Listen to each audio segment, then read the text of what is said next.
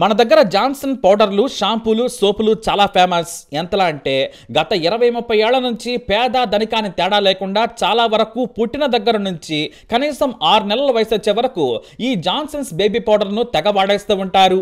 ఇంకా వాడుతూనే ఉన్నారు కూడా. కానీ ఈ బేబీ పౌడర్లు ఆపేయడం చాలా ఉత్తమం.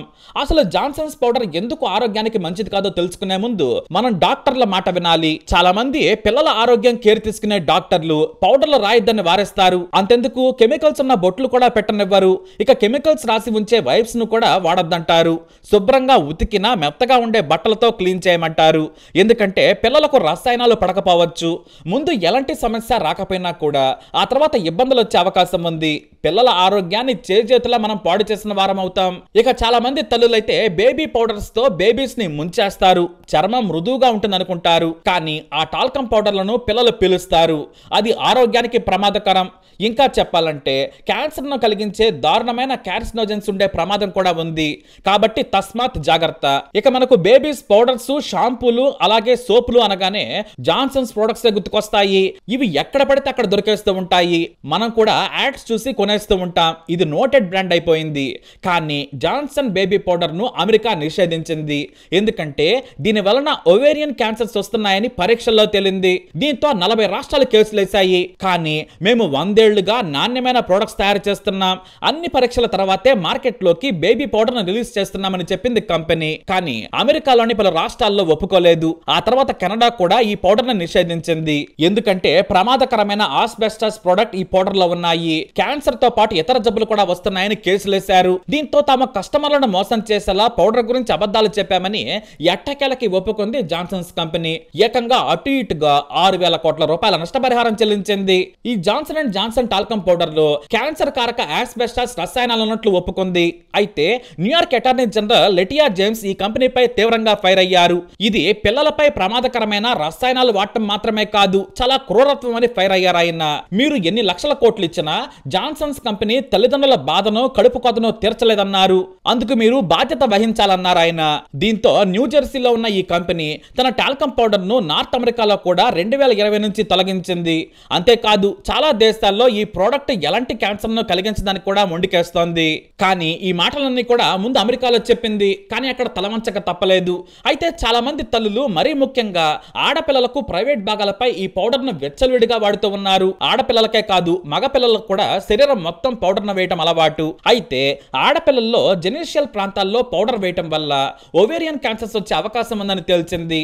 కానీ journal of American medical association మాత్రం ఎలాంటి ఆధారం కనిపించలేదని ఆర్టికల్ రాసింది. అయితే చివరకు మొత్తానికి ఈ పోరాటంపై వెనకడుగు వేసింది జాన్సన్స్. తప్పు చేశామని ఒప్పుకుంది. చాలా దేశాల్లో ఈ టాల్కమ్ పౌడర్ ను నిషేధించింది.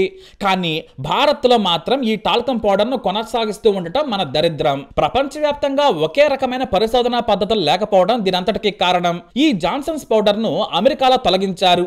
ఇది లంగ్ క్యాన్సర్, అండాశయ క్యాన్సర్ కు దారితీస్తుందని ఆ కంపెనీయే ఒప్పుకుంది. మరి పౌడర్ లోకి ఆస్బెస్టాస్ ఎలా వచ్చిందంటే టాల్కమ్ అనేది సిలికేట్ మెటీరియల్. దీన్ని మైన్స్ నుంచి తెస్తారు.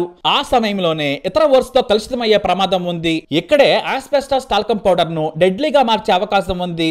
అంటే కొన్ని దశాబ్దాలుగా, అంటే దాదాపుగా 100 ఏళ్లుగా ఇలానే కలుషితమైన టాల్కమ్ ను ప్రపంచవ్యాప్తంగా అమ్ముతోందన్నమాట. అది కూడా పసిగుడ్డుల మీద రాసే పౌడర్ తో. అమెరికా FDA 2019లోనే ఈ పౌడర్ లో ఆస్బెస్టాస్ ఉందని చెప్పింది.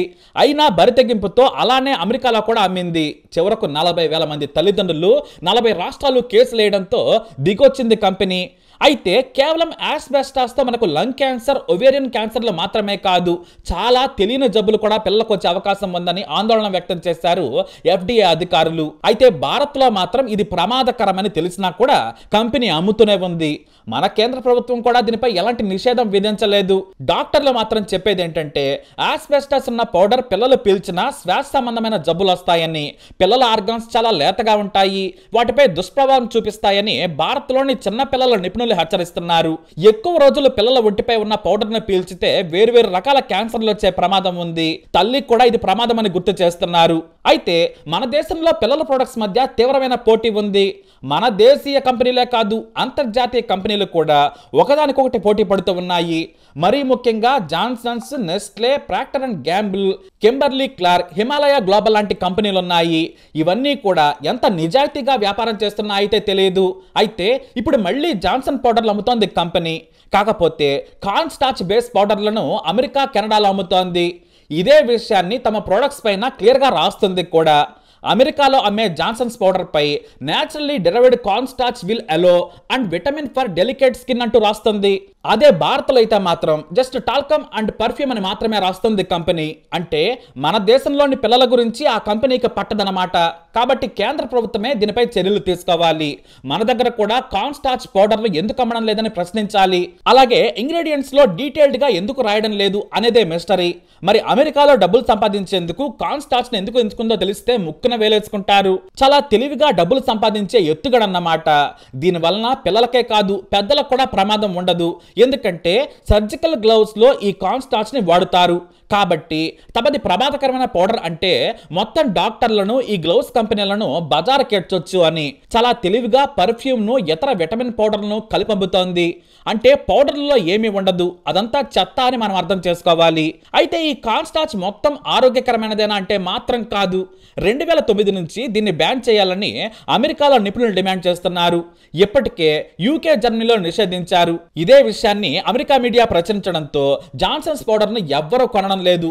ఇంకా తెలియని వాళ్ళు మాత్రమే కొంటున్నారు. మొత్తం వ్యాపారం అక్కడ దెబ్బతింది. అయితే మిగతా పౌడర్లు సేఫేనా అంటే మాత్రం అది కూడా మనకు తెలియదు. టాల్కమ్ పౌడర్ బేస్ అన్నిట్లో కూడా ఆస్బెస్టస్ ఉండే ఛాన్స్ ఉంది. మన దగ్గర ముందు జాన్సన్ పౌడర్ ను నిషేధించాలని చైల్డ్ రైట్స్ గ్రూప్స్ డిమాండ్ చేస్తున్నాయి. మన డ్రగ్ రెగ్యులేటరీ దీని మీద ఎందుకు సైలెంట్ గా ఉందో ఎవరికీ తెలియదు. కంపెనీ కూడా మేము భారత్ లో టాల్కమ్ పౌడర్ నమ్ముతున్నాం, అది కూడా మేము ఉత్పత్తి ఆపే వరకంటూ బరి తెగించి చెప్పేసింది అన్నట్లుగానే అమ్ముతుంది కూడా. మరి మన దేశానికి ఒక రూలు, అమెరికాకు రూల్ ఎందుకో తెలియదు. ఇదే కాదు, చిన్నపిల్లలు పెద్దలకు అమ్మే ప్రొడక్ట్స్ పై మన దేశంలో, ఆఫ్రికా లాంటి పెద్ద దేశాల్లో చాలా నాణ్యత లేని ఆరోగ్యాన్ని దెబ్బతీసే ప్రొడక్ట్స్ అమ్ముతున్నాయనే విమర్శలు ఉన్నాయి. మరి బేబీ పౌడర్లు వాడటం సేఫేనా అంటే అందులో ఉన్న ఇంగ్రీడియంట్స్ ఏంటనేది తెలియాలి. చాలా వరకు సేఫ్ గానే ఉండే ఛాన్స్ ఉంటుంది. కానీ అన్ని పౌడర్లు అందరి పిల్లలకి సేఫ్ కాకపోవచ్చు అంటారు నిపుణులు. ఇక మొహంపై పౌడర్ వేయకూడదు. ఇక అలాగే చేతులు, ఛాతీ దగ్గర అతిగా పౌడర్ వేస్తే పిల్లలు వాటిని పీల్చే అవకాశం ఉంది. డైరెక్ట్ గా లంగ్స్ లోకి వెళ్లే ప్రమాదం ఉంది. కాబట్టి మనం అనుకున్న ఎంత మంచి ప్రోడక్ట్ అయినా సరే పిల్లలకు అది ప్రమాదమే అనేది గుర్తుంచుకోవాలి. అంతేకాదు ర్యాషెస్ కానీ వస్తున్నాయంటే డైపర్స్ కూడా వేయొద్దు. ఇక అలాగే వైపర్స్ ని కూడా వాడొద్దని చెబుతున్నారు డాక్టర్లు. నిజంగా తమ బేబీకి పౌడర్ వేయాలి, చెమట ఉండకూడదు అనుకుంటే మాత్రం జాగ్రత్తగా పౌడర్ వేయాలి. గాలిలోకి పౌడర్ ని అస్సలు కొట్టకూడదు, తక్కువగా తీసుకోవాలి. గాలిలోకి మరీ ముఖ్యంగా ఫ్యాన్ వేసినప్పుడు పౌడర్ పిల్లలున్న చోటుకి ఖచ్చితంగా వెళుతోంది, ఆ మొహాన్ని తాకే అవకాశం ఉంటుంది. కాబట్టి ఫ్యాన్ వేయకూడదు. అంతేకాదు తక్కువ మొత్తంలో చేతులకు తీసుకుని శరీరంపై రాయాలి. ఆడపిల్లలైతే వారి ప్రైవేట్ భాగాల దగ్గర పౌడర్ వేయకపోవడం చాలా మంచిదంటున్నారు నిపుణులు. ఇక మన దేశంలో పిల్లలకు పౌడర్లు అలాగే షాంపూలు వాడటం కామన్ గా మారిపోయింది. కాకపోతే ఓ విషయం గుర్తుంచుకోవాలి, యాడ్స్ ను చూసి ప్రొడక్ట్స్ ని కొనకూడదు. నిజంగా మీరు పౌడర్లు, సబ్బులు వాడాలనుకుంటే పేరున్న చిన్నపిల్లల డాక్టర్లు సజెస్ట్ చేసే సబ్బులు, పౌడర్లు రాయండి. కొంతమంది డాక్టర్లు డబ్బులు, కమిషన్ కోసం చెత్త ప్రొడక్ట్స్ ని కూడా రాస్తుంటారు, తమ దగ్గరే కొనాలంటారు. అలా కాకుండా పేరున్న డాక్టర్ల దగ్గర తెలుసుకుని వాడటం మంచిది.